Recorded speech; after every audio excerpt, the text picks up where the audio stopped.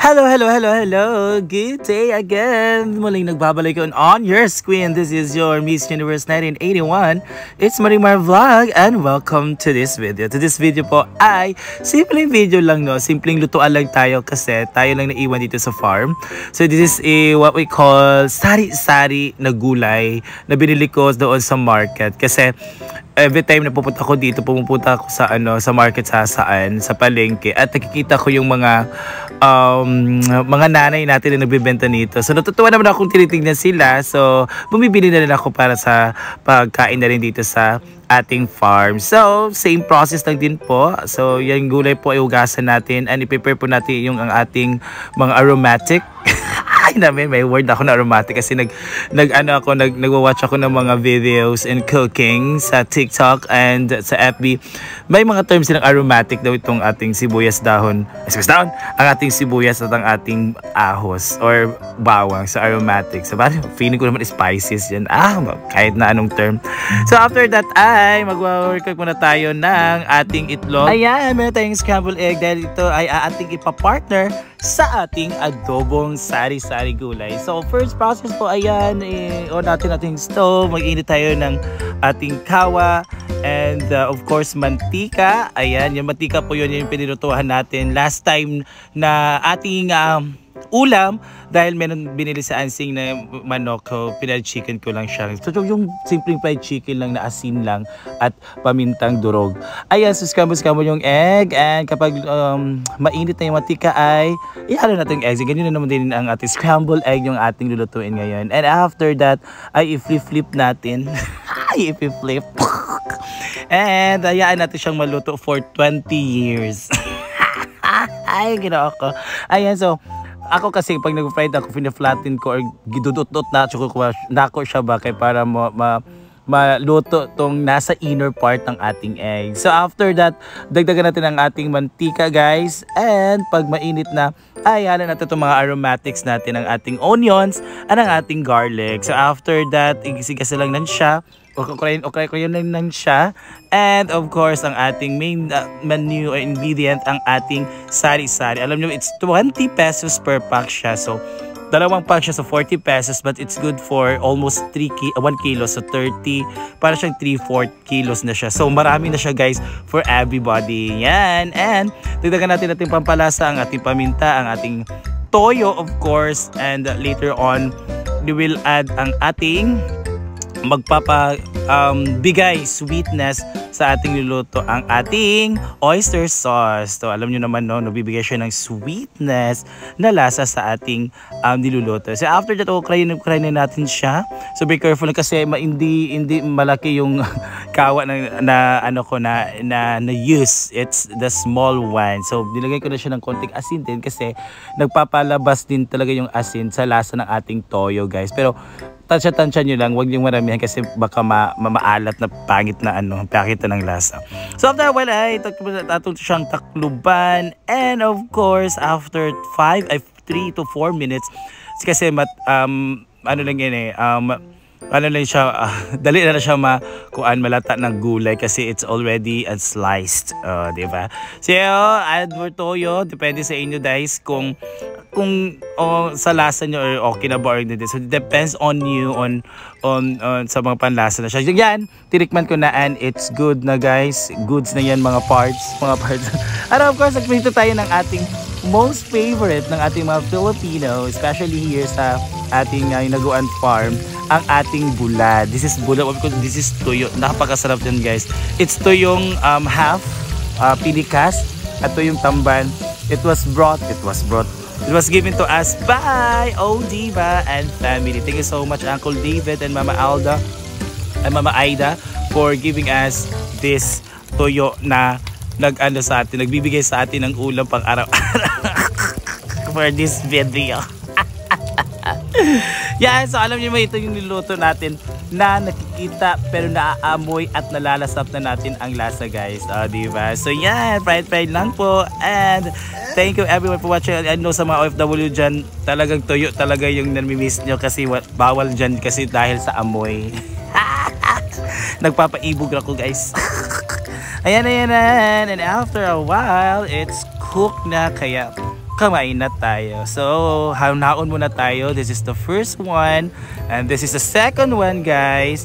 And we also have the two more isda fish there in our tuyo na isda. Masarap talaga to. Lalo na sa suka na may ano lang siya na may what do you call this? Garlic. Oh, sukang may garlic. So ito ng ating gulay din kaya haon muna tayo din. Yan. So let's transfer it to our bowl kasi kami lang ni Arjun dito kakain.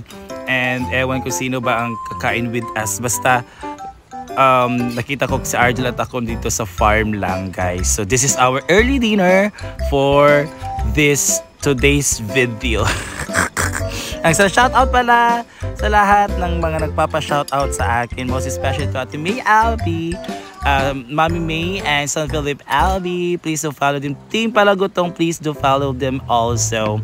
And Team Bungis-ngis. Ayan na ang sinasabi ko with asin and with suka, guys. Yes, this is wala tayong suka na Bisaya. So yan muna, or sukang tuba. So yan muna ating suka for this video. Pero lalagyan natin siya ng ating ahos. Yan ang ating bawang kasi masarap yan for our tuyo. Kaya pipisa-pisa wala lang sili kasi naubusan din kami dito ng sili, guys. So thank you so much for watching and enjoy eating with us, and see you next vlog. Let's eat. Nag-live ka? Wala. Nag-live pa guys, benda. Sige na pag-live. Let's eat, guys.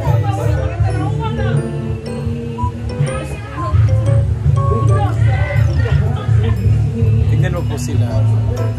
Ayan, Lyra is going to Amanda kasi pupunta sila ng birthday. Marami ng birthday!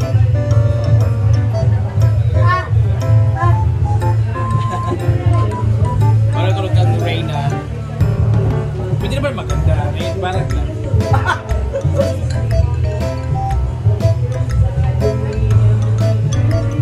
Iya doon na Brenda ba yun? Yeah, so let's eat, guys. Kami lang na Arjun to dalawa may iiwan kasi mag-birthday sila. And it's okay. It's okay not to be okay. Charot na.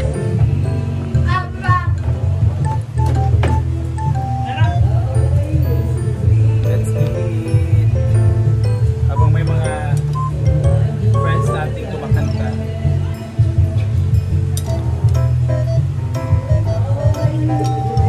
Gulay, bulan, at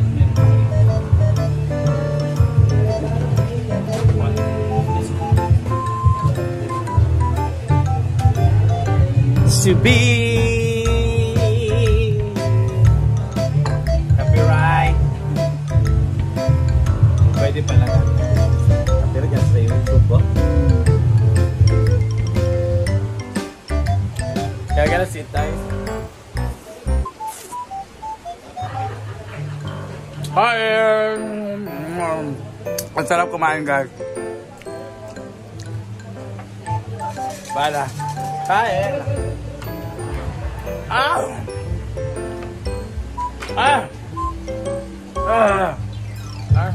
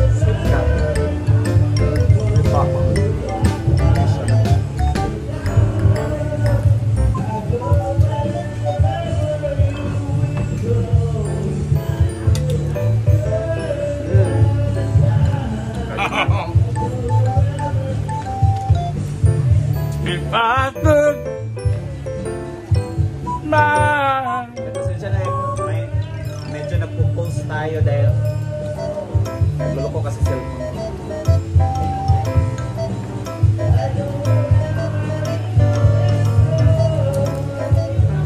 Survive pa din niya diyan. Bigas sa mga. Wala na ba yung manok?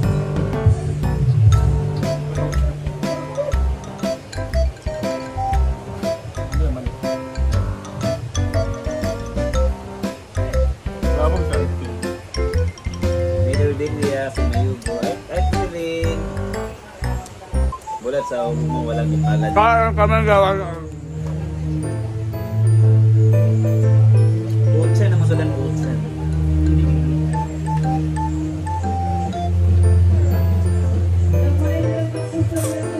Mani Rivera.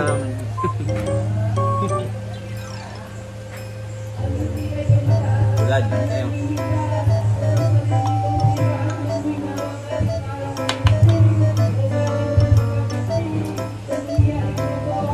Ay, may basos. Kami na ni Melmar dito po.